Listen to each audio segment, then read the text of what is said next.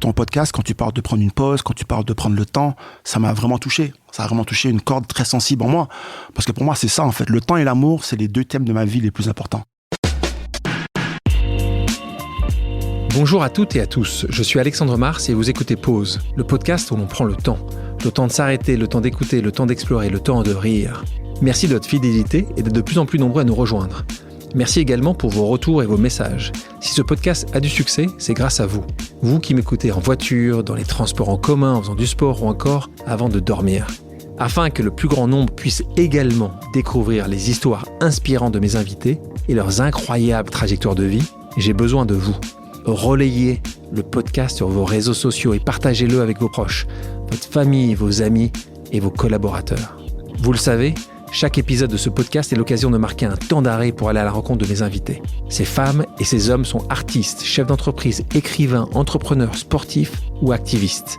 Et ils ont accepté le temps d'une pause de nous livrer les dessous et les secrets de leur parcours. Nous allons parler de réussite et d'échecs, d'engagement et de mission, d'entrepreneuriat et de défis. Un moment unique et sans concession pour vous inspirer et vous évader. Vous êtes en pause, soyez les bienvenus. Cette semaine, j'ai le plaisir d'accueillir un champion de la NBA.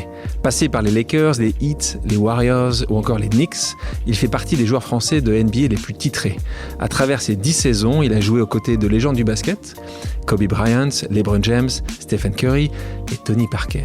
Pourtant, rien ne laissait présager un tel destin. Né en Martinique dans les années 80, il grandit en HLM au sein d'un milieu social difficile. C'est à 14 ans qu'il tombe amoureux du ballon orange et un an plus tard, il intègre l'INSEP en région parisienne. Après son bac, il part étudier à l'université de Gonzaga aux États-Unis où il révèle et confirme son potentiel jusqu'à être sélectionné par les Lakers une fois diplômé. Si une malformation cardiaque remet en question son avenir dans le basket, il ressort plus fort, plus passionné, encore plus déterminé à réussir après son opération. En 2016, après une carrière de près de 10 ans en NBA et plus de 100 sélections en équipe de France, le champion tire sa révérence pour se réinventer. Le temps d'une pause, le désormais actuel ambassadeur de la NBA vient nous parler de son parcours hors norme en évoquant ses failles, ses échecs, ses exploits et sa philosophie de vie. Salut Ronny Turiaf. Salut, merci de m'avoir. Comment tu vas ? Ça va, un peu fatigué mais ça va. Avant d'évoquer cette carrière sportive unique, revenons sur ta jeunesse. Tu es né donc Fort-de-France en Martinique dans les années 80. Tu as 3 sœurs. Ton papa était commercial, ta maman secrétaire de direction. Tu grandis donc dans un HLM et tu dis avoir une première partie de vie difficile. Ah oui, je pense que ma première partie est toute une question relative, mais bon. Pour moi, en tout cas, elle était un petit peu difficile. On va dire que les conditions sociales dans lesquelles j'ai grandi, les choses familiales un petit peu compliquées, avec une vie avec mes oncles d'un côté, qui se cherchent eux-mêmes. Donc il y a de bonnes et de mauvaises choses, mais en tout cas, je pense que mon milieu, il était à la fois très expressif, dans les bonnes et les mauvaises choses, mais en tout cas expressif du côté vraiment, mes oncles c'était tous des artistes, des sculpteurs, des guitaristes, ma tante un peu bohème, très bohème, et je pense que ça m'a inculqué certaines valeurs, et je pense que c'est aussi des choses qui sont restées à travers. D'un côté c'était ça, et puis de l'autre côté très terre à terre avec mon père. Cartésien tu dis. Très cartésien, mais ouais, même trop quoi. Ma grand-mère était instite, mon grand-père faisait partie, on va dire, de la vie politique des villes là où il était, et il travaillait très dur pour donner à manger à ses 7 enfants. Donc pas trop dans l'émotion, mais plus dans le travail, la culture du travail, la culture de faire ce qu'il y a à faire, la résilience, ne pas abandonner quoi. Tes parents restent pas forcément très longtemps ensemble, ils se séparent. Premièrement. Oh Ces deux cultures qui s'entrechoquent, certainement font ce que tu es en fait. Bien sûr. T'es extrêmement intéressé par les choses, t'as toujours regardé le monde certainement différemment d'autres enfants. Bien sûr. On parle de petite enfance parce que le moment où tout s'est compliqué pour toi, c'est à 8-10 ans, donc c'est un moment en plus où la construction de l'enfant est fondamentale. Ah oui, moi de 0 à 8, très souvent je divise ma vie en 3 en fait. Je la divise de 0 à 14. 14 à 32 et de 32 à aujourd'hui, mais cette période était dans la première, donc de 0 à 8, c'est vraiment mes parents, bon, ils se sont rencontrés très tôt, comme t'as dit, premier amour, c'est beau, tout est passionnel là. Donc de ça, je sors Mais oui, c'était fondamental et c'est des années assez difficiles, je vais pas dire. Hein. Je dirais sur la 6e, 7e, 8e année où on perd ma grand-mère, mon grand-père et mon oncle sur une période de 3 ans. Donc fondamentalement, ça a détruit un petit peu la famille et ça a surtout soulevé des tristesses et des non-dits, des choses quand on fait face à la mort. Et après, c'est là où ma mère et moi, et ma petite sœur, qui est arrivée juste après, on a dû partir et faire ce qu'on a à faire. Mais pour moi, c'est vrai que avec le recul, bien sûr, ça a été des années qui ont été fondamentales pour ma construction après. Et comment tu vois la mort, justement, quand la mort arrive justement au seuil de ta maison aussi jeune que ça, à 8 ans? Il y a une injustice évidente. Comment tu l'appréhendes et comment tu justement te construis par rapport à ça? Tu vois, je sais pas si les gens s'ils pouvaient me voir, moi j'ai un sourire. Ouais, toujours.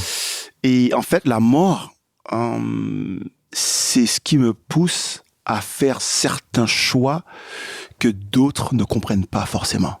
C'est pour ça que j'ai arrêté ma carrière très tôt.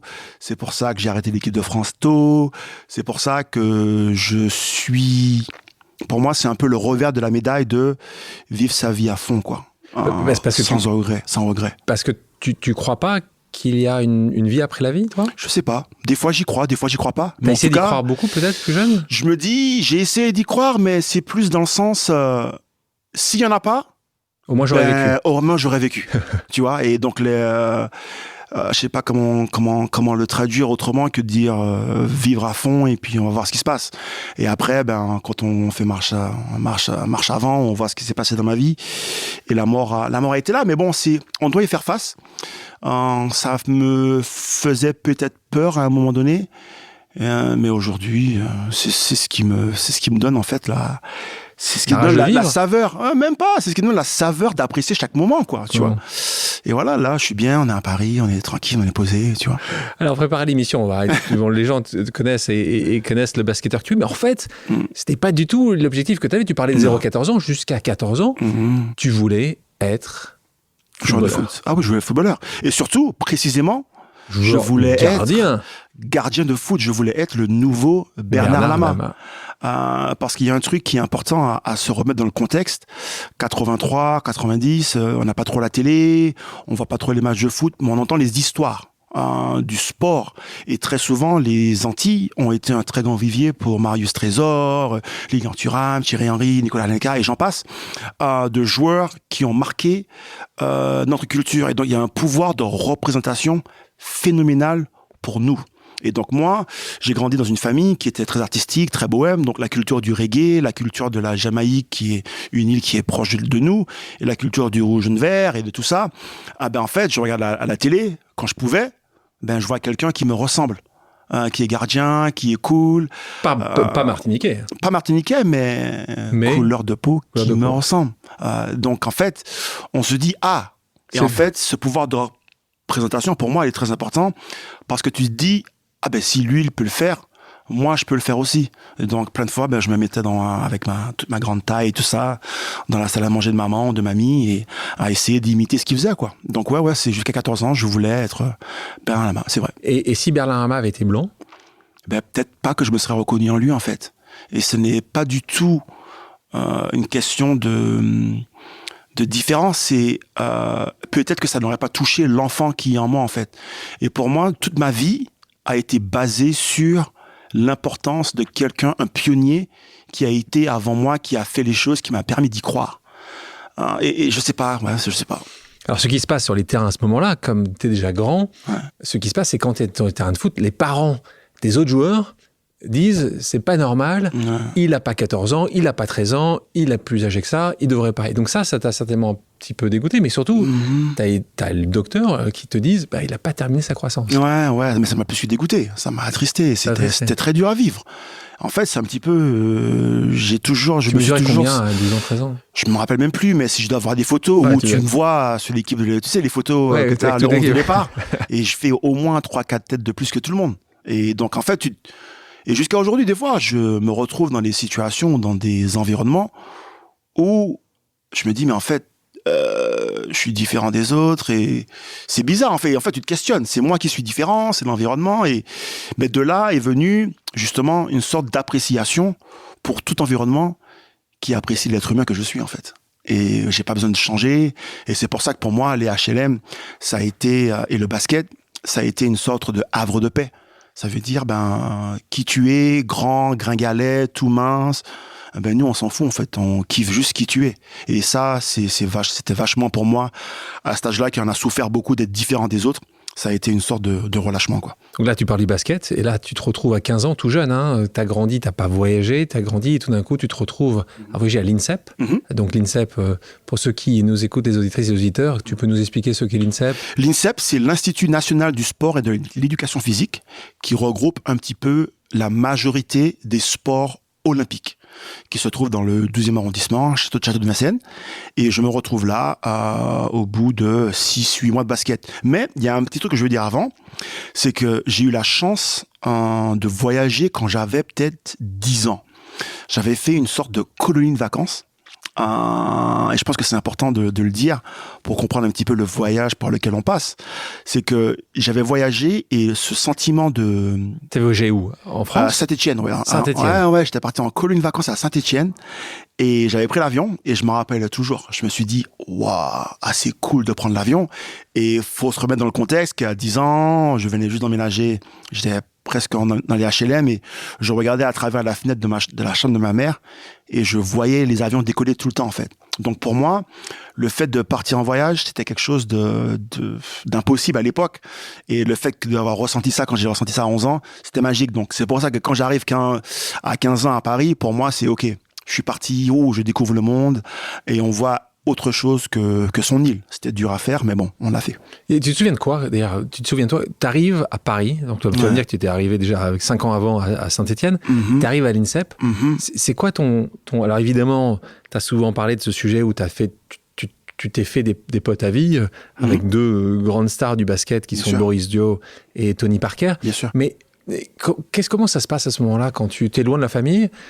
Tu arrives dans un monde où des températures aux faciès des gens, c'est pas forcément la même chose. Le point, c'est que tout le monde est sportif. Ouais, je sais même pas comment répondre. Je pense que j'ai eu la chance d'arriver un tout petit peu plus tôt que la rentrée scolaire et la rentrée sportive. Je suis arrivé juste avant la Coupe du Monde 98. Donc en fait, et je suis arrivé à la Porte de Clignancourt, parce que j'ai ma tati qui faisait du théâtre, qui habitait à la Porte de Clignancourt et qui travaillait à Malakoff pour tout ce qui était colonie pour le social pour les enfants. Donc en fait, j'ai eu la chance de m'acclimater un petit peu et d'être réuni avec différentes personnalités, différentes cultures autour d'un sport qui était le foot. Mais ça m'a beaucoup aidé. Mais quand je suis arrivé à l'INSEP, ça a été un choc culturel monumental. Encore une fois, j'arrive dans un environnement qui m'accepte où je me sens accepté, mais mon comportement est différent des autres. Je suis loin de la famille, je suis triste. Donc tu ne voyais pas de l'année? Pas du tout. Et pour un enfant de la Martinique qui a grandi dans un environnement très communautariste dans le sens d'entraide et de soutien familial. Là, il n'y a plus personne. Plus personne. T'avais d'autres Antillais avec toi? Il y en avait un, et je pense que c'est pour ça qu'on est arrivés ensemble en fait. Je pense que ils ont été intelligents d'avoir Noël Nijan, qui était qui est mon ami, avec qui on est arrivés tous ensemble. Donc on se soutenait, parce que tu passes de 30 degrés chaleur humaine, chaleur soleil complètement tous les jours à la vie parisienne différente, enfermée dans une communauté qui n'est pas la tienne. Et avec des sportifs qui veulent absolument gagner, c'est-à-dire que tu te retrouves avec une compétition absolument exacerbée. Donc là aussi, tu t'attendais pas à ça. Tu es tout nouveau dans le basket. Ah oui, je suis tout nouveau. J'ai 6 mois. D'autres qui ont commencé... Tu t'y attends pas, mais tu sais pourquoi tu es là. Moi, je suis parti pour une raison, c'était pour aider la famille financièrement. Et donc moi, personne n'allait m'arrêter. Vraiment personne. C'est arrivé un peu plus tard où tu savais à 15 ans que tu allais marcher sur les autres? Alors, je n'ai jamais aimé marcher sur les autres. C'est pas mon délire. Par contre, j'étais prêt à mourir pour ma famille, ça c'est sûr. Et faire ce que j'avais à faire pour y arriver. Ouais, mais quand tu dis marcher sur les autres, quand tu as en face de toi des gens qui vont faire travailler plus que toi, qu'est-ce qui est différent? À part le fait de dire. Énergie, c'est le fait de dire qui est différent. Ouais, mais ça veut dire que pour moi, ma réussite ne dépendait en aucun cas de l'échec des autres. Pour moi, c'est je vais réussir. Il faut que tu sois meilleur que les autres, quand même. Ah, mais ça c'est leur problème. C'est pas le mien. Pour moi, c'était je vais réussir. Et il y avait vraiment rien d'autre qui rentrait dans l'équation. Et donc là, tu te retrouves vraiment très vite pote avec Boris et Tony ou moyen? On se retrouve parce qu'à l'entrée, je crois, on se retrouve potes directement, puisque Tony il est resté qu'1 an et Boris il est resté 2 ans. Je pense que quand je suis arrivé, il y avait Robert Michalski qui est arrivé. J'ai dû rencontrer Boris peut-être la 2e ou la 3e personne assez tôt. Mais en fait, pourquoi je pense qu'on est devenus potes, c'est que on n'a jamais demandé à l'autre d'être autre que ce qu'il était en fait. C'est ok, t'es fou, t'as un tempérament de cochon. Bon, on kiffe comme ça, quoi. On kiffe. Et donc, pour moi, c'est une amitié, ça. Tiens, plein d'adolescence. L'adolescent, on le voit bien avec les jeunes, il y a besoin de référents. Toi, tes référents ne sont pas là. En tout cas, ta maman est loin. Ton père est loin. C'est qui le référent à ce moment-là? C'est justement le coach à l'INSEP qui va être ce référent? Tu vas te construire un autre référent? Tu vas vivre sans référent? Tu vas toi-même être adulte très tôt? Comment ça se passe? Je pense que j'ai été adulte à l'âge de 12 ans. Et je pense que pour moi, mes référents, j'ai toujours eu, et moi, j'appelle ça un point d'ancrage. Moi, j'ai eu mon premier entraîneur, Saint-Ange Bob, 1m98, costaud, qui a fait l'équipe de France, qui me ressemblait. Pour moi, c'était mon point d'ancrage. Ça veut dire, je peux faire ce qu'il a fait. Ensuite, j'ai eu le passage de bâton avec mon premier entraîneur en équipe de France, qui s'appelle Lucien Legrand, 1m85, il vient du sud-ouest, complètement différent de moi, mais qui m'inculque les valeurs de travail, de discipline, point d'ancrage. Partout où je suis allé, j'ai toujours quelqu'un avec qui il y avait une accroche au-delà du sport, mais une accroche spirituelle ou quelque chose. Et c'est ce qui m'a permis de continuer, quoi. L'INSEP, tu travailles évidemment ton basket, mais tu travailles aussi ta discipline plus scolaire, puisque tu vas arriver à avoir ton bac en poche. Tu fais une première année de BTS en action commerciale. Tu fais un stage à la Fédération française de basketball. Tu commences à apprendre. Pour toi, très tôt, et on va voir ce que tu fais justement à l'université américaine, très tôt, il était important pour toi d'avoir aussi un bagage académique, que ce ne soit pas uniquement juste un sportif. Tu savais, tu t'imaginais déjà qu'il allait avoir une après-carrière. Tu n'étais pas totalement sûr que tu allais être la star que tu es devenue. Comment tu ne posais pas la question? C'est rendre mes parents heureux, en fait. Mes parents, la culture antillaise est très importante pour l'éducation. On a beau parler des Antillais pour d'autres sujets, les familles antillaises, pour eux, va à l'école. Et même si l'école... Et ton bac. Voilà, donc moi, je suis allé à l'école, j'ai eu mon bac, j'ai fait ce que j'avais à faire pour avoir 11,5 de moyenne, voilà. Maman est content, papa est content, j'ai eu mon bac. Mais il y a, au-delà de l'école, pour moi, ce que l'école représente, c'est la découverte. Moi, je suis curieux, j'aime apprendre, j'aime comprendre comment les choses fonctionnent. Donc, pour moi, certaines matières ne me servaient à rien, du moins, ne m'intéressaient pas. Et d'autres, comme l'histoire, avec ma professeure, ça fait 25 ans que je la cherche, Madame Pancarte. Si un jour il y a quelqu'un qui a... Madame Pancarte, si elle est là. Quel lycée? C'est Collège Asselin de Beauville, à Ducos. Et voilà, donc elle m'a marqué. Mon professeur de maths, Monsieur Belmo, qui aidait les enfants comme si c'était les leurs. Ils m'ont marqué. Mon professeur d'anglais aux États-Unis m'ont marqué. Il y a des gens qui m'ont marqué à l'école. Donc pour moi, l'apprentissage a été quelque chose de très important. Et ouais, donc j'ai continué, j'aime ça. On parle des États-Unis. Là, tu deviens un bon basketteur et tu vas devenir un excellent basketteur en prenant une décision qui n'est pas facile à ce moment-là. C'est d'aller dans une université américaine et de faire aller faire du basket universitaire. Tu avais d'autres choix. Explique-nous, là, de nouveau, ce qui est intéressant, c'est que d'ailleurs, certains de nos auditeurs et auditrices ne savent pas forcément le basket universitaire par rapport à la NBA, qui est le grand basket le plus connu. Il faut savoir, pour avoir longtemps vécu aux États-Unis, que le basket universitaire a autant de succès et autant regardé aux États-Unis que la NBA. Ça, c'est un point important. Mais toi, à ce moment-là, explique-nous, tu as 18 ans, quels sont les autres choix que tu as? Pourquoi tu choisis ça? Qu'est-ce qui te passe dans ta tête pour partir à l'université de Gonzaga, qui était devenue une très bonne université de basket? Mais explique-nous, quel est ton chemin logique? Tu me parlais de tes parents tout à l'heure pour avoir le bac. Qu'est-ce qui va te pousser à aller aux États-Unis? Très simplement, j'ai grandi dans une île, dans un HLM, avec les avions. Pour moi, mon rêve, c'était de faire 150 000 francs et de voyager à travers le pont, de jouer à la marelle en sautant de pays en pays. C'était mon rêve. Ensuite... Donc tu disais 20 000 euros. Ben voilà, tu as traduit. Je ne sais même pas comment ça faisait. Voilà, 150 000 francs. Tu dis 20 000 euros. Voilà. J'ai ça, je suis heureux. Voilà. C'était mon objectif en fait. Et après, je me suis dit bon, ok, on va aider la famille financièrement. Et en fait, ma réflexion était la suivante. J'ai commencé le basket à l'époque, j'avais 18, donc il y a 3 ans, voire 4 ans. Je suis bon, mais il me faut travailler. Donc, j'avais un rêve d'enfant, c'était de voyager. Donc, qui dit voyager, dit accessoirement prendre l'avion ou le train ou la voiture.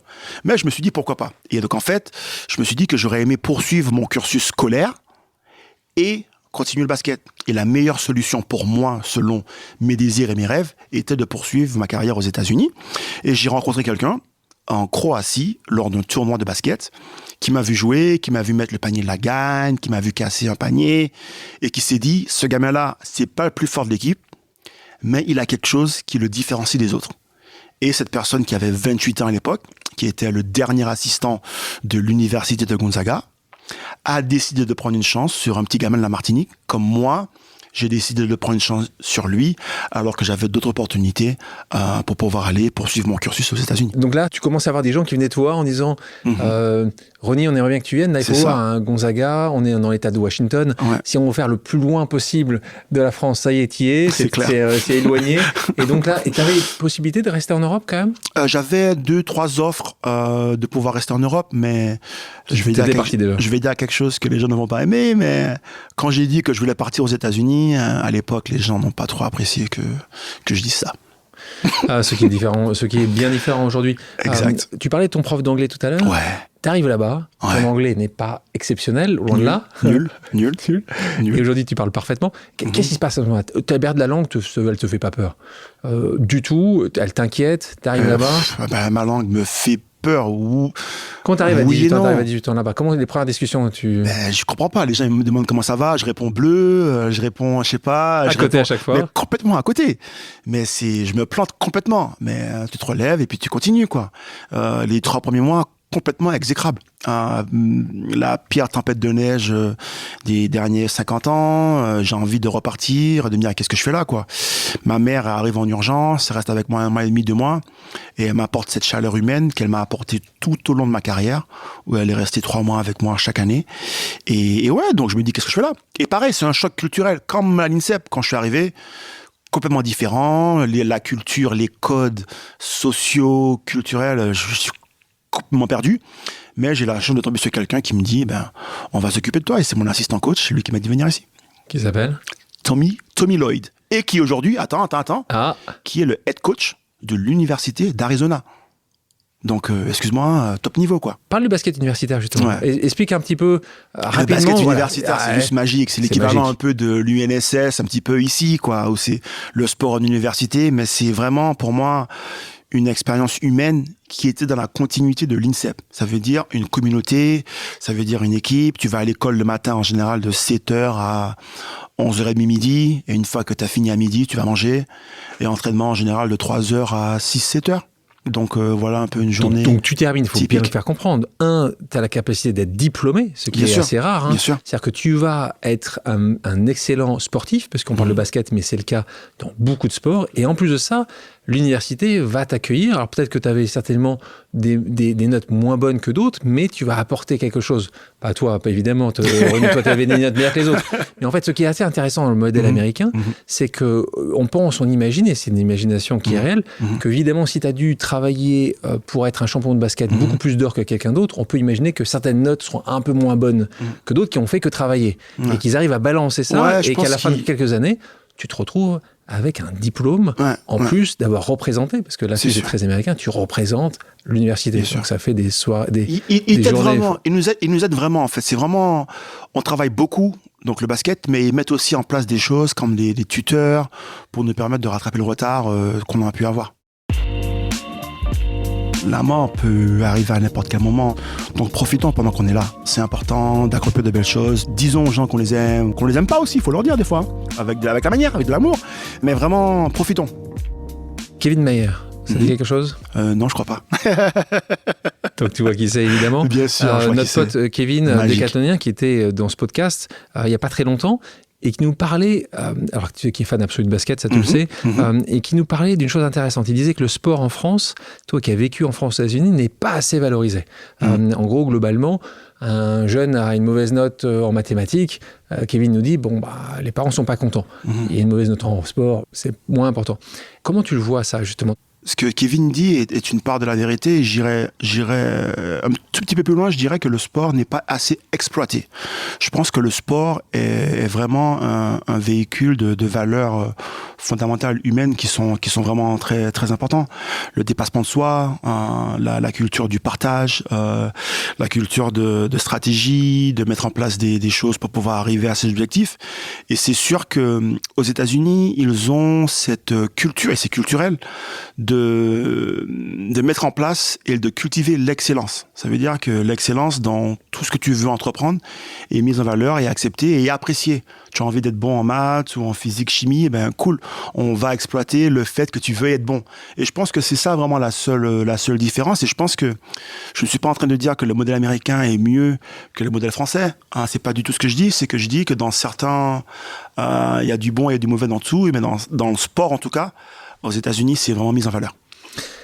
Tu passes déjà 3 années universitaires. Tu es nommé d'ailleurs dans la meilleure équipe de ta conférence, qui est la West Coast Conference. Donc là, tu commences à être évidemment convoité par les recruteurs, par les scouts de la NBA. Tu décides de ne pas te présenter à la 3e année, à la draft, mais d'attendre la 4e année, donc d'avoir ton diplôme. Là aussi, c'est c'est le choix que tu prends tout seul. Est-ce que tu en parles justement avec ton head coach à ce moment-là ? Pourquoi ? Parce que tu as plus... N'oublions pas un point important. Basket universitaire, vous n'êtes pas payé. Du tout. Alors que la NBA, où on peut imaginer que les chiffres étaient plus intéressants pour toi. Explique-nous ce choix de vie. Tu décides de faire une année de plus quand tu as besoin de financer ta famille. Toi qui n'as jamais eu d'argent, c'est la première fois que tu peux vraiment avoir un chèque. Pourquoi c'est choix facile ou pas ? Choix facile. J'avais pas forcément confiance en mes moyens à l'époque, même si j'étais très bon. Pas confiance, mais aussi, je suis quelqu'un qui fonctionne beaucoup à la tâche émotionnelle. À chaque fois, les points d'ancrage, je me répète, mais c'est important pour moi. Et donc, en fait, j'avais sympathisé avec mon colocataire de chambre depuis 3 ans. Et j'avais pas envie de le laisser tout seul la 4e année. Je voulais être avec lui pour la remise des diplômes à la 4e année. C'est un sacré bon pote, ça. Ouais, mais j'ai vraiment apprécié la culture universitaire avec mes amis. C'est important pour moi et c'est pas facile, je le répète, mais c'est pas facile de quitter un endroit où on se sent à l'aise. C'était la première fois peut-être que tu étais à l'aise quelque part ? Je dirais que c'était la 3e fois dans le sens. La première fois, c'était dans les HLM de 8 à 11 ans, de 11 à 14. Après, c'était à l'INSEP de 15 à 18. Et là, c'était l'évolution. C'est pour ça que je dis c'était vraiment la continuité. Tu commences à devenir un homme, ou tu commences à croire que tu es un homme, mais tu ne connais rien. Tu vas le voir quelques mois après, tu vas comprendre ce qui se passe. Mais à cette époque-là, c'était un choix facile parce que j'ai eu la chance aussi de pouvoir discuter avec des joueurs qui sont arrivés en NBA avant moi, comme Tariq Abdul-Wahad, comme Jérôme Moïseau. Les premiers Français, là, tu parles des premiers Français bien sûr, des premiers marqué, Français en 97 et 99 et qui ont marqué les trucs. Et c'est des gens avec qui j'ai pu avoir des discussions et qui m'ont apporté des éléments où j'ai fait mon choix direct. Et j'avoue que l'expérience universitaire aux États-Unis me convient très bien. Donc, je voulais rester. Tu voulais rester une année de plus. Voilà. Donc là, tu as ton diplôme. Yep. Si c'est important, après ta 4e année.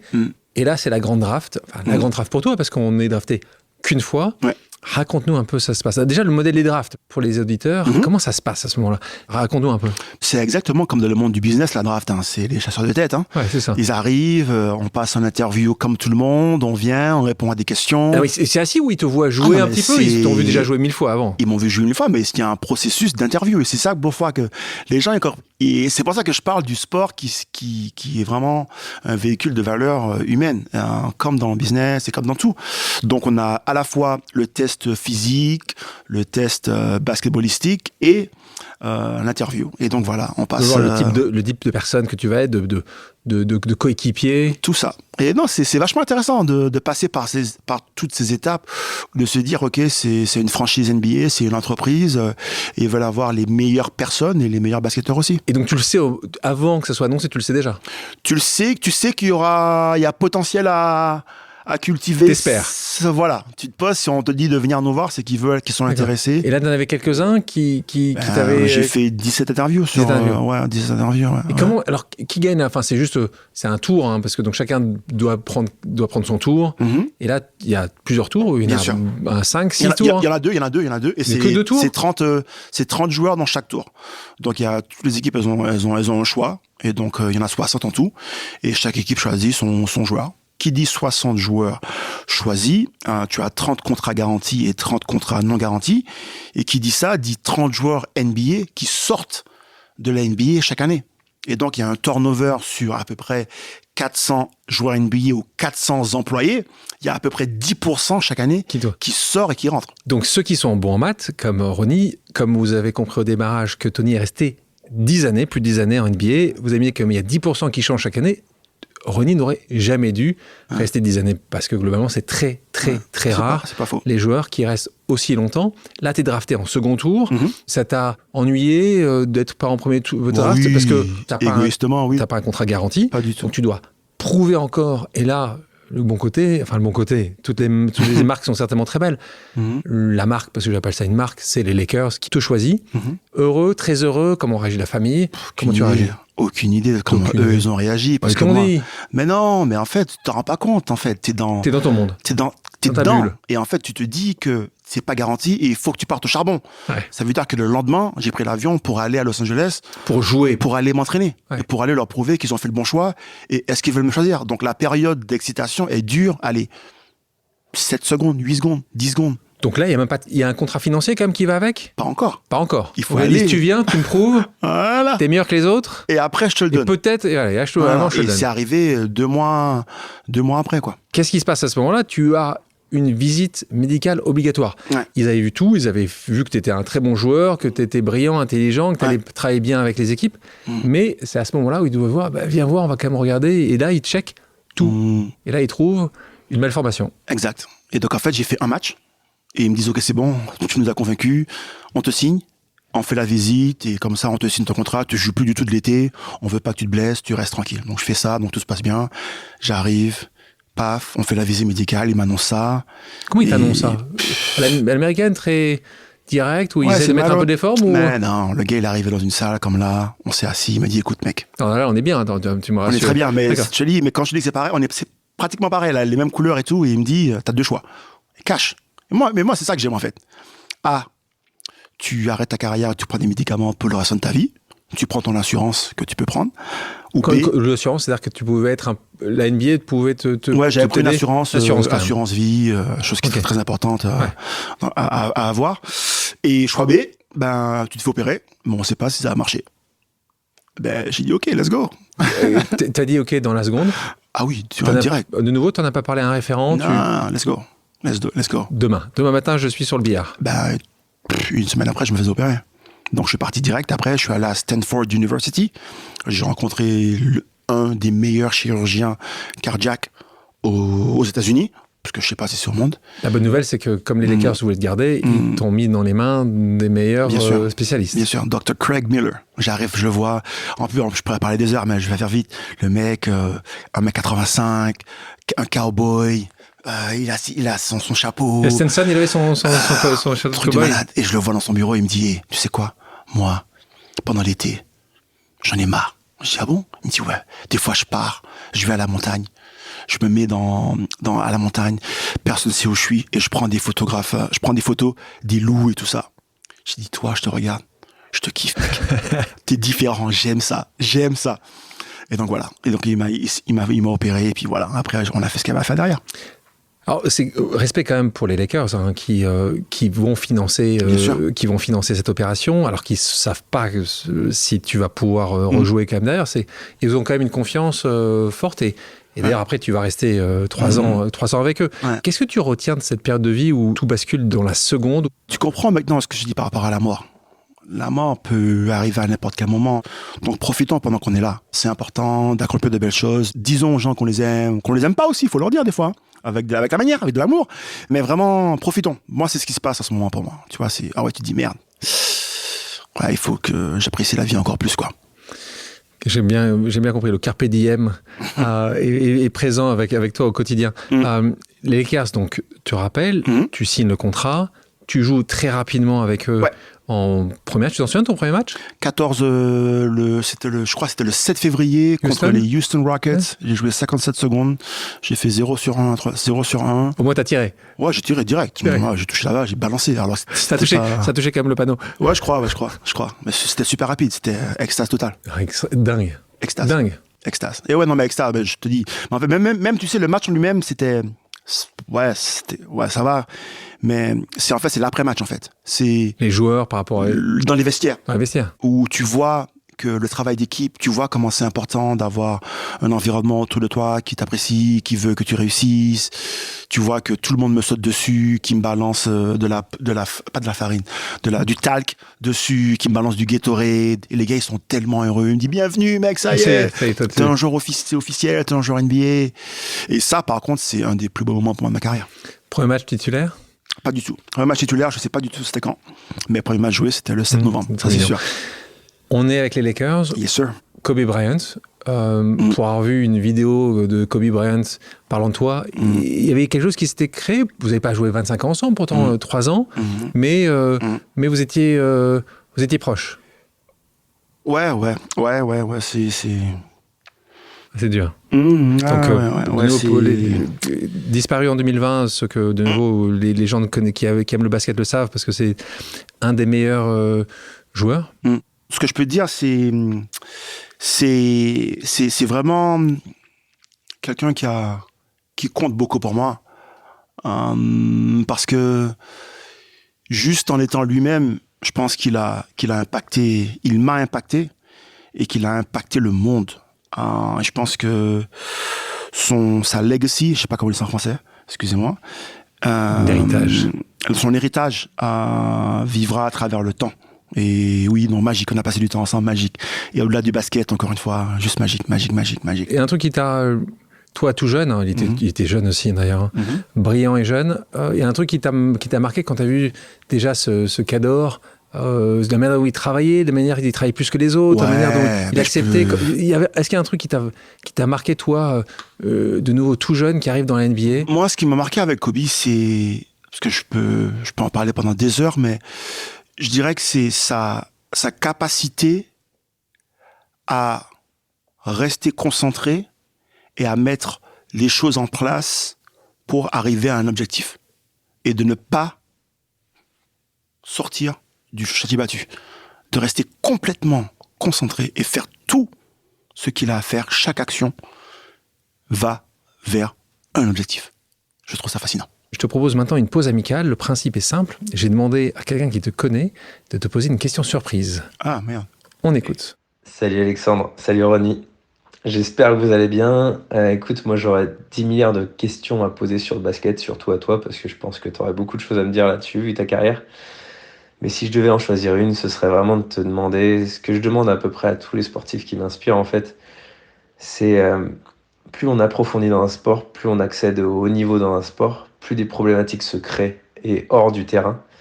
Et je voulais juste savoir quelle avait été ta plus grosse problématique. Je pense que quand on arrive en NBA, il n'y a pas que des problèmes sur le terrain, il n'y a pas que des histoires de technique, tactique et physique. Et je voulais savoir qu'est-ce qui t'avait le plus pesé dans ta carrière quand tu es arrivé au niveau. Allez, merci à vous deux et bon podcast. Kevin, champion décathlonien, homme exceptionnel. Le seul petit défaut qu'il a, et tu le connais, je suis sûr. Dis-le-moi. C'est qu'il est fan des Boston Celtics. Ah, c'est dur ça. C'est dur. Ça pique. Et Kevin, tu dois, s'il te plaît, arrête. Change. Pas Boston. Viens sur la West Coast. Ou Knicks, hein. Moi, Nets. T'as joué pour les Knicks. Oui, mais en plus, j'ai les chaussures. Les gens, si vous pouvez, regarde. J'ai les chaussures. Bah oui, t'as les Knicks. Mais je sens que le West Coast pour toi, et voilà, voilà, Clippers. J'ai besoin de chaleur. Mais s'il y a un club, toi, qui en a fait beaucoup, on va le voir après. S'il y en a un que tu retiendras, celui qui... Lakers. Ouais, okay, Lakers. Ton premier amour. Justement. Passion. Alors réponds avant qu'on revienne sur les Lakers. Ah oui, excuse-moi. Dis-moi, c'est quoi cette... Et j'adore cette question. Ouais. Problématique. Ma plus grande problématique a été comment gérer mon envie d'enfant de découvrir le monde et de passer du temps avec ma famille et le fait que ce même enfant veuille aider sa famille financièrement. Et en fait, c'est ma plus grande force, mais c'est aussi ma plus grande faiblesse. C'est comment tu gères le fait de rater tous les anniversaires, le décès de mon grand-père, l'enterrement de mon grand-père, tout pendant 20 ans, et t'as envie de le faire, et tu peux pas. Mais tu peux, parce que tu choisis de jouer au basket, mais ouais, c'est ça en fait. C'est le temps que j'aurais aimé passer avec ma famille. Donc c'est un sacrifice. Ouais, c'est sacrifice. Ouais, c'est ça. C'était ma plus grande problématique. Mais c'est pas facile à gérer quand même. Hein. Il y a pas beaucoup. Je dis pas ça. J'ai jamais dit ouvertement. Mais ça m'a pris 16 ans quand même avant d'aller voir mon grand-père. Ça tombe quand même. Je pouvais pas aller le voir en fait. J'étais pas là quand il est parti. Tu vois. Et c'était dur. J'étais en université. Ouais. Tu vois. Ouais. Tu te rends compte qu'en fait, quand on parle de la mort, de la vie, tu te dis mais en fait, ouais, merde. Faut profiter quoi. Donc voilà, c'était ma problématique. On continue cette carrière, tu commences tes tradés. Donc globalement, ton contrat, quelqu'un d'autre va l'acheter. Et là, on ne parle pas d'une petite équipe qui va t'acheter, parce que là, on parle des Warriors de Golden State. Et puis après, ça continue. Tu vas en faire d'autres. Première question, toi qui es si proche des Lakers, c'est ton club de cœur, proche de Kobe. Pourquoi tu t'en vas ? Est-ce que tu n'as pas le choix ? Est-ce que même un Kobe qui t'adore, il n'a pas la main dessus, à l'époque peut-être ? Si, il a dit. C'est pour toi ? Financièrement, c'était compliqué. C'était mieux de partir... T'as deux offres. T'as une offre, je sais pas comment... T'as une offre et t'en as une, elle est 17 fois plus grosse que l'autre. Et donc en fait, ça a été... Je suis parti, mais... Contre-cœur. Je vais pas le dire. Mais si, on peut le dire maintenant. Je suis parti avec beaucoup... Pour l'argent. Il faut appeler un chat un chat. Hein. On parle beaucoup d'argent, parce qu'on parle de 17 millions, c'était le contrat à l'époque. Hein. Oui. Mais on parle, c'est au-delà de ça, en fait. C'est pas l'argent, c'est parce que c'est plus que ça représente. C'est que l'argent, le contrat aux Golden State Warriors me permet d'assouvir l'objectif que j'ai pris, la décision que j'ai prise à 14 ans de partir de chez moi, en fait. Donc c'est plus profond que l'argent, en fait. T'as réglé. C'est ça. T'as coché la case. Où je pense que je vais les cocher. Donc voilà, c'est ça, en fait. Tu te dis, mais j'ai ma famille, c'est vraiment ma famille. Côté physique charnel, ma famille en Martinique, je peux m'occuper d'eux. J'ai ma famille basketballistique où c'est magique, j'ai pas envie de partir. Qu'est-ce que je fais, quoi ? Compliqué, hein, moi je peux le dire. Et donc, tu as une discussion avec les joueurs de Lakers avant, ils te disent tous, mais évidemment, entre 1 et 17. Ah ouais, mais ils voulaient pas que je parte. C'était dur.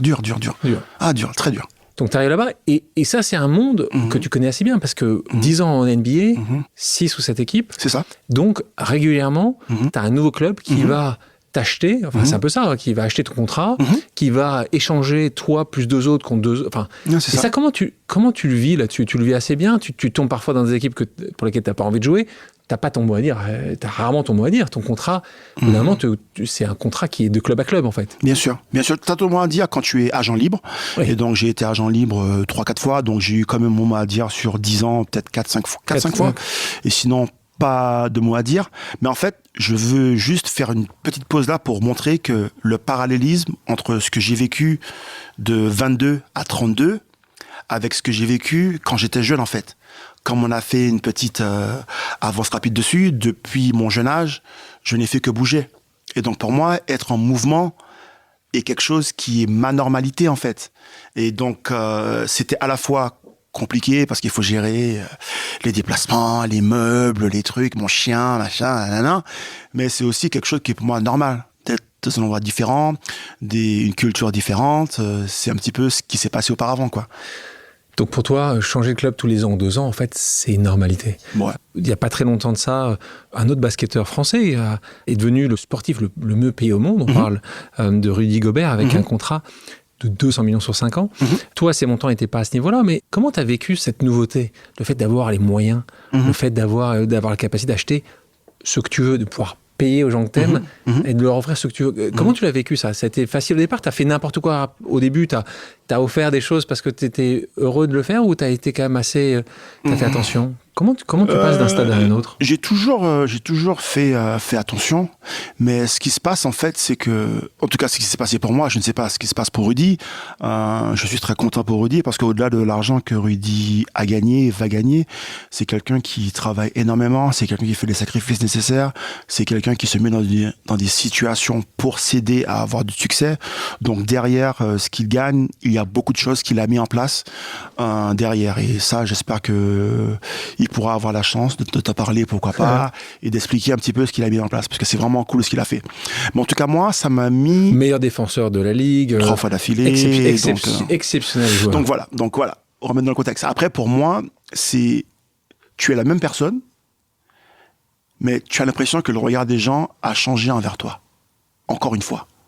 Et moi, en fait, c'est plus le regard des autres qui m'interpellait et les choses qui se passent. Et ensuite, ce que je ne savais pas qui allait arriver à l'intérieur de moi. Ça veut dire que maintenant, un enfant qui a grandi dans des situations où il n'y avait pas beaucoup, maintenant il a beaucoup, il y a des choses qui se passent psychologiquement dans sa tête. Et pour moi, c'était, je ne vais plus jamais revivre ce que j'ai vécu quand j'étais petit, quoi. Donc on a une tendance à mettre beaucoup plus de côté, et on a une tendance à avoir une certaine réflexion sur qu'est-ce qui se passe, j'ai vécu des moments difficiles, il y a une certaine, je sais pas comment on dit ça, PTSD. Crainte. Ouais, il y a des craintes émotionnelles et psychologiques qui arrivent, en tout cas pour moi. Ouais, c'est comme ça que tu l'as vécu. Ouais. Et en fait, donc c'est pour ça que pour moi c'est marrant d'en parler, parce que c'était l'objectif que je voulais tant atteindre. Et en fait, tu réalises que l'objectif vient avec autre chose.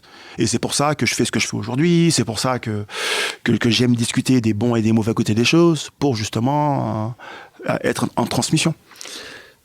Tu continues ta carrière jusqu'à un certain summum, en tout cas vu comme tel, même si c'est pas forcément le club qui t'a le plus marqué, mais tu vas jouer avec LeBron James, avec la grande équipe des Wired et Bosch et compagnie, et vous gagnez le championnat NBA. On est en 2012. Yeah, man. T'es le 4e Français à l'avoir fait. Cool. Fier? Ouais, je suis fier. T'as la bague? J'ai la bague, je l'ai pas là. Tu m'as pas dit de l'amener, moi je l'ai ramené, fallait me dire. Tu l'aimais jamais? Très rarement. Ouais, très rarement. Non, magique. Mais tu vois, par exemple, moi, c'est magique. Les moments que j'ai passés avec eux, c'est magique. Mais moi, ce qui m'a marqué le plus en 2012, c'est que ma grand-mère est venue me voir jouer. Tu vois, la première fois et la seule fois qu'elle me voit jouer, tu vois. Et donc, pour moi, c'est ça, en fait, le truc. 2012, c'est pas la victoire NBA, c'est ta grand-mère qui va nous voir jouer. Ouais, c'est la seule fois qu'elle m'a vu jouer professionnel. Donc, tu vois, ça, on remet les choses dans le contexte. Tu vois, elle avait Alzheimer, elle voulait jamais prendre l'avion. Et là, on a réussi, mes anciens managers ont réussi à la faire venir. Ils m'ont fait la surprise.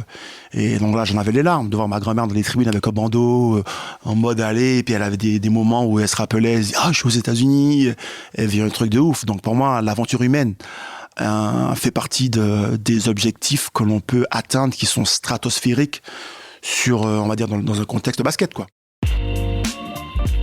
Si je devais faire une chose différemment, en regardant ma vie en marche arrière aujourd'hui, j'aurais ouvert mon cœur beaucoup plus.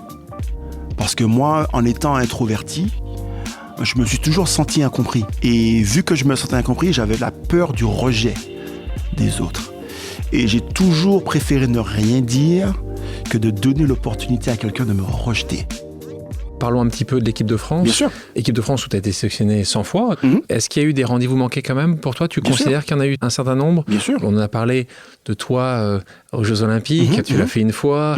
Un moment lunaire, là aussi. C'est un des grands moments de ta vie. Oui, c'est ce tour de stade avec Tony et Boris, c'est lunaire. C'est lunaire. De pouvoir se dire que des choses que l'on a rêvées à 14-15 ans sont devenues réalité. Après, oui, est-ce que j'aurais aimé gagner avec eux en équipe de France comme ils l'ont fait en 2013? T'y étais pas en 2013? J'y étais pas, non, j'y étais pas. Mais tu sais où j'étais? Je ne sais pas tout. Tu veux que je te le lise ou pas? Évidemment. Non, mais je te lis, comme ça tu sais. Tu n'avais pas eu un problème avec ta main? J'ai eu un problème avec ma main en 2011, quand je me suis cassé la main 2 mois après, deux semaines avant le championnat d'Europe. Mais je vais te poser une question, pour que tu vois un petit peu à qui tu as affaire. 2013, j'ai le choix. Je pars en équipe de France, ou je fête les 50 ans de ma mère. Première fois depuis 20 ans. C'est ça qui se passe en 2013? Et oui. Il y a un match à Pau, Orthez, équipe de France. Ça fait 20 ans. Non, je mens. Ça fait 16 ans à l'époque que je rate tous les anniversaires ou qu'on les fait dans un hôtel. Voilà. Et là, ma mère a 50 ans. Là, tu dis Antilles. J'ai atteint l'objectif. J'ai atteint sans sélection de l'équipe de France. Et donc là, en prenant cette décision, tu sais que tu seras plus jamais sélectionné? Ben moi, dans ma tête, je voulais m'arrêter à 100, quoi. Et j'ai eu 101, je crois. J'ai fait une de plus, déjà. Et là, je me dis, je fais quoi? J'ai décidé d'aller fêter les 50 ans avec ma mère et prendre officiellement ma retraite. Tu vois? Et donc, c'est ça, en fait, que je te dis. Quand je te dis auparavant que la mort et les choses me poussent à prendre des décisions qui sont pas forcément comprises, et c'est pas facile. Tu te dis, mais là, quand je vois la décision, le visage de ma mère, quand elle me voit pour sa fête, tu dis, ça vaut mais bien sûr. Ça vaut la coupe. Mais bien sûr. Une autre question, Vas-y. Seconde pause amicale. On parlait de l'équipe de France de basket. On va écouter le président de la Fédération française de basket, Jean-Pierre Suta. Wow. Bonjour Ronny, ici c'est Jean-Pierre Suta. Écoute, je suis ravi de t'avoir en ligne. Tu as fait une carrière exceptionnelle, que ça soit en club, en NBA, et puis avec l'équipe de France. J'aurais voulu savoir pour toi quel a été ton plus beau souvenir. Allez, au plaisir de te revoir.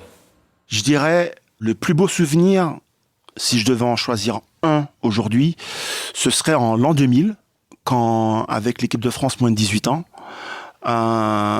avec donc Tony, Boris, Michael Pietrus, Petite équipe, Yacouba Diawara, Noël Nijan, David Frappro, Robert Michalski, Guillaume Yango, Gaëtan Muller, Noël Nijan, On les a moi, tous. On les a tous Vincent là. Mouillard. Non, mais c'est important parce que bien sûr. c'est à cet âge-là, 17-18 ans, on commence tous nos carrières professionnelles, d'avoir vécu ce moment-là, comme on l'a vécu en Croatie, de gagner ça tous ensemble. Tu me parlais le dunk contre la Belgique. Oui, tu vois, ça c'était cool aussi, mais après c'est On est là, c'est perso. c'est cette année-là. Enfin, Tu vois, donc là, tu me cites une dizaine ou une douzaine de potes. ouais. Ces 12 potes-là, ils ont tous eu la trajectoire que tu imaginais. Tu savais déjà que Tony Parker allait être l'exceptionnel champion qu'il est devenu. Perso, à cet âge-là, moi, je pensais pas forcément à la carrière des autres, mais je dirais que par rapport à Tony, je ne suis pas du tout surpris de ce que Tony a réussi à entreprendre. Parce que Tony, c'est quelqu'un qui a toujours eu cette faculté à visualiser et à communiquer très facilement ce qu'il voulait faire. Et à se donner les moyens d'y arriver. Après, tout le reste, tous les autres, je ne suis pas du tout surpris non plus de la carrière de Michael Pietrus, de Boris Dio et de tous mes copains. Mais ils ont quand même, pour la plus grande majorité, très bien réussi leur carrière sportive. Voilà, et après, chacun réussit à sa définition, parce que pour moi, c'est important de dire ça. Chacun a sa définition de réussite aussi. C'est important, c'est important. Les sujets sociétaux sont importants pour toi. Tu as créé très jeune une fondation qui s'appelle Art to Art en 2009. Tu es aussi très proche de la fondation EPIC que je dirige. T'engager et aider les autres, ça a toujours été un leitmotiv pour toi? Ça a toujours été clé dans tout ce que tu fais? Toujours. Aider les autres, pour moi, c'est la base de la vie. À un moment donné, on m'a aidé. Je peux pas, pour être efficace en tant que basketteur, il faut que quelqu'un prenne les rebonds pour toi. Si quelqu'un ne prend pas les rebonds pour toi, tu peux en prendre que 25. Si quelqu'un prend les rebonds, tu peux en shooter 500. Donc on a beau dire qu'on y arrive tout seul, il y a toujours quelqu'un d'autre qui apporte son expertise pour nous permettre d'être great. Et donc pour moi, j'ai eu la chance d'avoir des gens à un moment donné qui m'ont tendu la main, comme quand c'était difficile pour nous quand on était jeune avec ma mère, comme après, comme voilà. Et donc, pour moi, la vie est faite de rencontres. Et pour moi, l'aventure humaine, je le répète, l'aventure humaine, pour moi, c'est l'important. Donc, je suis là, l'impact social, aider, transmettre. J'aime bien dire que je me sens comme le N'Golo Kanté du basket ou de la vie, où je suis le lien, je suis le pont entre les entités qui doivent parler et tout ça. Le N'Golo Kanté. Ouais. J'aime bien du basket. Je ne l'avais pas entendu, ça là. Mais t'inquiète, je suis là pour ça. Octobre 2016, tu décides de prendre ta retraite et de dire donc au revoir au monde du basket. Qu'est-ce qui a motivé cette décision? De vivre, de profiter des gens que t'aimes. Je suis foqué. Décembre 2014, je suis foque. Je suis sur mon lit, j'arrive à ma 10e saison, je me dis qu'est-ce que j'ai envie de faire? J'ai envie de continuer ou pas? J'ai plus envie de continuer. Mais bon, j'ai un contrat, il faut que je l'honore. Voilà. Et donc moi, j'avais une image dans ma tête. Je voulais partir dans un coucher de soleil. Moi, je voulais partir à coucher de soleil avec la musique qui va derrière et tout. Et en fait, une fois que j'ai eu un petit peu ma physique à la fin, il fallait que je me fasse opérer pour avoir une chance de continuer ma carrière. Je décide de me faire opérer. Et après, je me pose la question, je me dis, mais aujourd'hui, où est-ce que j'ai envie de passer mon temps? C'est pour ça que ton podcast, quand tu parles de prendre une pause, quand tu parles de prendre le temps, ça m'a vraiment touché. Ça a vraiment touché une corde très sensible en moi. Parce que pour moi, c'est ça, en fait. Le temps et l'amour, c'est les 2 thèmes de ma vie les plus importants. Et donc, moi, je me pose la question, est-ce qu'aujourd'hui, j'ai envie de continuer à donner mon temps au basket? La réponse était, très honnêtement, non. Donc, j'avais fait le choix en 2013 de rester et de passer les 50 ans avec ma mère. Je me suis dit, c'est ça que je veux vivre. Je veux continuer à vivre ce genre de moment au détriment du basket. Et donc voilà. Et moi, en fait, j'allais même pas annoncer ma retraite. C'est un ami à moi qui s'appelle Julien Leleu, que je connais depuis très longtemps, et qui m'a dit, Ronnie, non, arrête. T'es une personnalité publique, il faut que tu fasses. Et je lui ai dit non. Et en fait, ce qu'on a fait, c'est que on est parti, on a fait le déménagement de Boris Dio, de Salt Lake City à San Antonio. Et donc, en fait, on a dit, écoute, on te kidnappe, et pendant le road trip, on va filmer ton annonce de retraite. Et donc, c'est Boris Dio, quand j'ai fait mon annonce de retraite sur le média Bro Stories, que l'on a co-créé avec Boris et Kik et tout le monde, c'est Boris Dio qui filme toutes les scènes de mon annonce de retraite. Et on dit, OK. Et à la fin, tu me vois qui est en train de marcher dans le coucher de soleil. Donc voilà. Tu arrêtes, ouais. Et là tu deviens ambassadeur de la NBA. Ça consiste à quoi d'être ambassadeur de la NBA pour toi, Ronnie? Être ambassadeur de la NBA Donc t'es payé pour ça? T'es payé un peu ou ils disent, tu sais quoi, t'as fait 10 ans, c'est normal que tu continues à porter la bonne parole? Si les gens me disaient ça, ça ne fonctionnerait pas. Je suis quelqu'un qui fonctionne vraiment à l'affect, à la passion et à l'échange. Je n'ai plus envie qu'on me dise quoi faire. Est-ce que t'as souvent eu envie qu'on te dise quoi faire? Je crois pas, hein, moi. Si tu me dis quoi faire dans ce qu'on veut faire ensemble, c'est un partage. On est ensemble. C'est une manière de voir les choses. Voilà, c'est objectif, ok, il n'y a pas de souci. Tu peux me dire quoi faire, mais si ça me va. Non, mais c'est je dis ça par rapport à, par exemple, moi je n'ai aucun problème à avoir des directives, je n'ai jamais eu de problème à avoir un coach qui me donne des directives pour accomplir un objectif, on veut gagner des matchs. C'est pas un souci, non, je parle de vraiment... Un truc que t'as vraiment pas envie de faire. Voilà, c'est aujourd'hui, j'ai envie de partager mon histoire avec des gens qui veulent l'écouter. Donc, être ambassadeur avec la NBA, des fois c'est payé, mais des fois c'est pas du tout payé. C'est pas un contrat annuel. C'est tout dépend en fait. C'est vraiment un partage. On s'assoit en début d'année et on se dit qu'est-ce qu'on a envie de faire, quelles sont tes disponibilités, qu'est-ce que tu ne veux vraiment pas faire. Et donc aujourd'hui, je travaille avec principalement NBA Europe et NBA Afrique. Donc en fait, je voyage, je discute avec les enfants de 8 à 18 ans. Je fais aussi des prises de parole pour les entreprises, pour qu'elles continuent à investir dans le sport.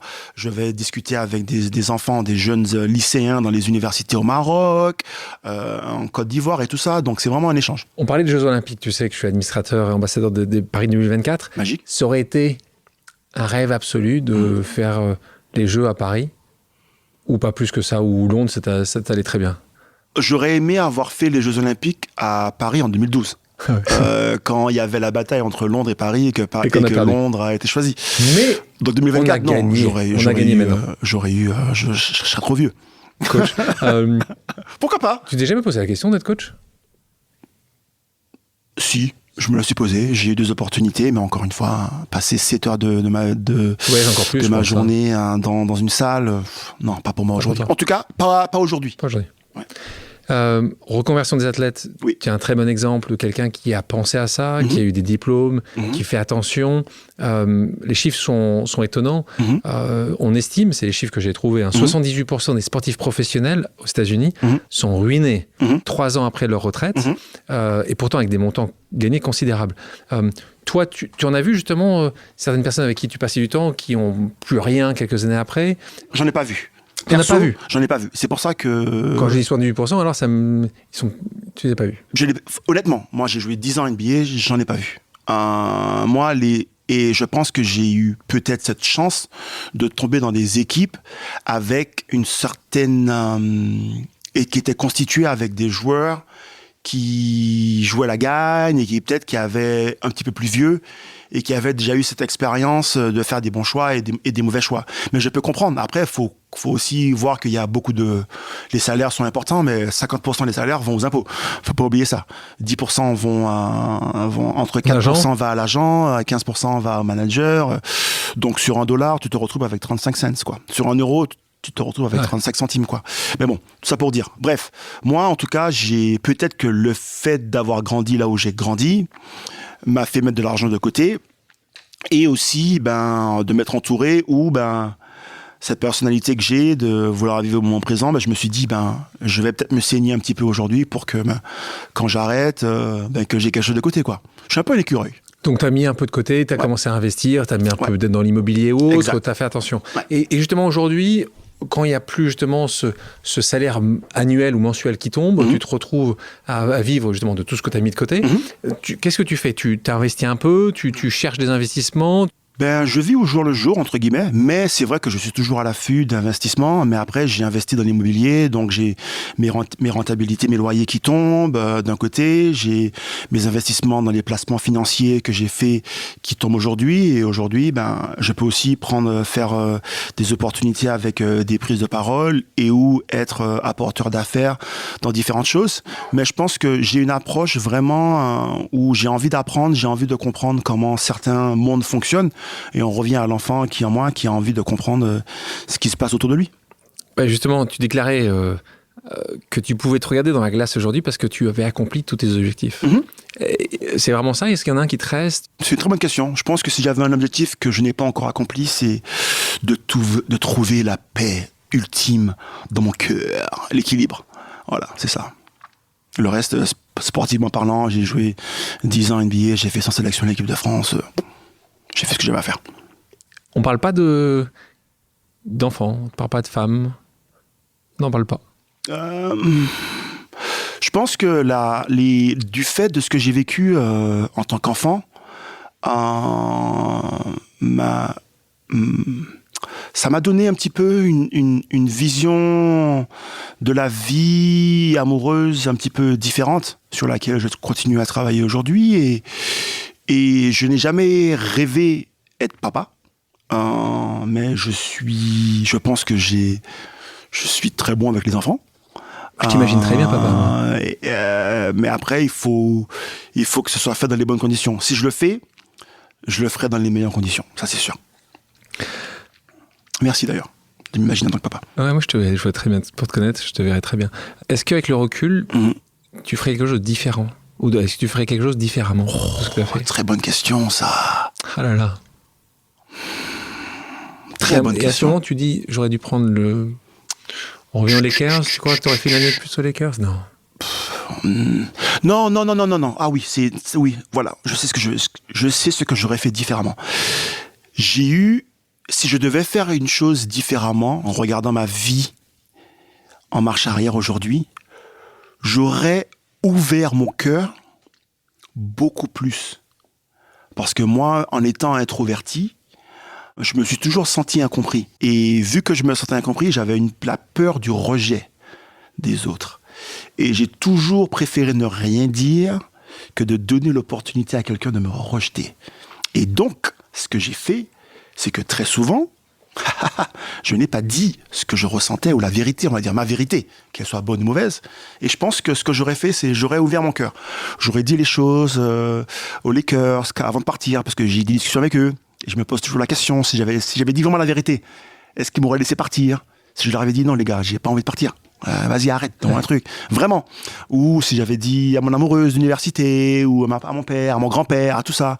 Et c'est pour ça qu'aujourd'hui, en fait, et c'est ce que j'ai fait depuis ma carrière, depuis l'arrêt de ma carrière, c'est que je me suis fait la promesse, en fait, maintenant, de dire ce que je ressens. Et donc aujourd'hui, c'est pour ça que le Wanderlust Driven Movement, ce que j'ai créé, c'est pour moi, je suis guidé par cette montagne que j'ai, en fait. Ma montagne, c'est de vivre la vie à fond. Et donc maintenant, quand je vois des gens qui le font, dans n'importe quel domaine, et en fait, ce que j'ai fait, c'est que j'ai voyagé dans à peu près une trentaine de pays, et je suis allé, et j'ai dit aux gens, vous m'inspirez. Que ce soit des artistes, des architectes, je suis allé rencontrer des gens au Panama, au Guatemala, bref, au Costa Rica, Toronto, Argentine, Brésil, pour juste passer du temps avec eux. Donc voilà, c'est ce que j'aurais fait différemment. Maintenant, je vous propose une pause musicale. Ronnie, quelle est ta chanson culte? C'est Kerry James, elle s'appelle PS. Post-Scriptum. Ouais, Post-Scriptum, ouais. Gardez vos distances, je garderai mon calme. Peste un ton et je baisserai mon arme. Je crois que tout est dit, ou ou presque, je laisse le silence faire le reste. PS, parmi les pauvres, enterrez-moi sans rose, en espérant qu'il pleuve, qu'on pleure au moins pour quelque chose. Passons à des questions d'ordre personnel. T'es prêt ? Vas-y. Le pire conseil qu'on t'ait donné ? Quand j'ai investi dans une entreprise pour les mauvaises raisons. Le meilleur conseil qu'on t'ait donné ? Tu as les réponses en toi. Et qui te l'a donné ? Je crois que ça, à l'époque, c'était Jérôme Moïseau, l'ancien basketteur, qui m'a dit, tu sais si t'es prêt pour aller en NBA et tout ça. La première chose que tu fais en te levant le matin ? Je m'étire. Avant de t'occuper des chiens et des chats ? Exactement. Et en général, il y en a 2 ou 3 sur ma tête qui me disent qu'ils ont faim. C'est eux qui te réveillent. Ah ben oui, des fois je dors même pas à cause d'eux. Mais bon, je les aime. Enfance compliquée, ceci étant ton plus beau souvenir d'enfance ? Plus beau souvenir d'enfance, et j'en souris quand j'en parle, c'est les vacances au camping avec mon père, mes sœurs et la famille de mon père. Quel camping ? Les campings au Cap-Chevalier et à Sainte-Anne, en Martinique. C'était vraiment la vie, oh là là, la belle. La personne qui t'a le plus inspiré dans la vie ? Mes parents, les deux. Franchement, même si ça n'a pas été facile, là j'en ai presque les larmes parce qu'ils ont essayé de faire ce qu'ils ont pu. Et pourquoi je dis qu'ils m'ont beaucoup inspiré, c'est que mes parents m'ont toujours laissé libre choix pour suivre mes rêves, quoi. Et ça, je trouve que magique. Est-ce qu'il y a une période de l'histoire où tu aurais aimé vivre ? Je suis fasciné. Bon. Parlons de Madame Pancarte. Ouais, justement, c'est ça que j'allais dire. Mais le problème, c'est que si je vais à cette période-là, je pense pas que ça va être trop cool pour moi. Mais je dirais que j'aurais bien aimé vivre à la période des royaumes. Je suis fasciné par la période de Louis XIV, Louis XV, tout ça. Donc ça, c'est une première partie. Mais après, je suis extrêmement obsédé par la période des pharaons. Je suis complètement obsédé par ça. J'aime les pyramides, j'aime les trucs. Comme l'Égypte, t'es allé ? Pas encore. C'est exceptionnel. Mais j'attends d'avoir le bon. Mais je pense que. C'est exceptionnel. Ouais. Quelle est la destination idéale pour faire une pause ? La destination idéale pour moi aujourd'hui pour faire une pause, c'est la Creuse. C'est pas forcément ce que les gens attendraient Mais c'est pour moi. de toi. Mais La non, Creuse. non, mais attends. Mais j'adore la Creuse. Mais on peut imaginer que toi qui as voyagé à travers le monde. Et justement, je pense que c'est pour ça aussi que je trouve ça fascinant. C'est que chacun, on a des envies différentes, tu vois. Et très souvent, on me dit ça. Quand je dis que j'aime aller dans la Creuse, voilà. C'est là où tu fais la pause. Ça, c'est sûr. Passons à un petit jeu d'association d'idées. Le principe est simple. Je te dis un mot et tu me dis la première chose à laquelle il te fait penser. Vas-y. On commence facile. Hein. Je te dis basket. Tu me dis Kobe Bryant. Je te dis football. Thierry Henry. Ah, toi, c'est pas Bernard Lama. C'est bien déjà. Je te dis Martinique. Cœur. Je te dis Tony Parker. Football manager. Je te dis entrepreneuriat. Courage. Je te dis Lakers. Amour. Je te dis Gonzaga. Pureté. Je te dis regret. Jamais. Waouh. Je te dis Mark Few. Je dis leader. Head coach de l'Université de Gonzaga. Hein. Je te dis Malcolm X. Inspiration. Je te dis Bob Marley. Légendaire. Je te dis Crocodile Hunter. Ah, là je dis joie, bonne humeur. Ouais. Tu expliques pourquoi ? Parce que moi je suis fasciné par ce personnage. Et qui t'a aussi aidé à apprendre l'anglais en regardant... c'est sûr, je suis fasciné par le personnage qui repose un peu, mais ouais, non, franchement, ouais. Je te dis engagement. Résilience. Je te dis voyage. Australie. Parce que en fait, j'ai promis à ma nièce que je n'irai pas en Australie sans elle. Ah bah, je te conseille d'aller en Australie. Ouais. Je te dis futur. Indécis. Si les auditrices et les auditeurs ont des questions, peuvent-ils te contacter sur tes réseaux sociaux ? Si les auditeurs et auditrices... les auditrices, vous avez compris, hein, Ronnie est célibataire, je vous le rappelle. C'est pas moi qui l'ai dit, mais bon, ils peuvent me contacter sur les réseaux sociaux, Ronnie Turiaf sur Instagram, et en général, je réponds assez rapidement. Ronnie, merci beaucoup d'avoir accepté mon invitation. Merci à toi. Merci à toutes et à tous d'avoir pris le temps de faire une pause avec nous. J'espère que l'émission vous a plu, inspiré ou fait réfléchir. Si c'est le cas, je compte sur vous pour le partager avec vos proches, laisser un commentaire et mettre la note de 5 étoiles sur les plateformes d'écoute. Si vous voulez me suggérer des invités ou simplement me faire part de retours, vous pouvez me contacter via LinkedIn en tapant Alexandre Mars ou bien m'écrire à l'adresse suivante, le podcast pause@gmail.com.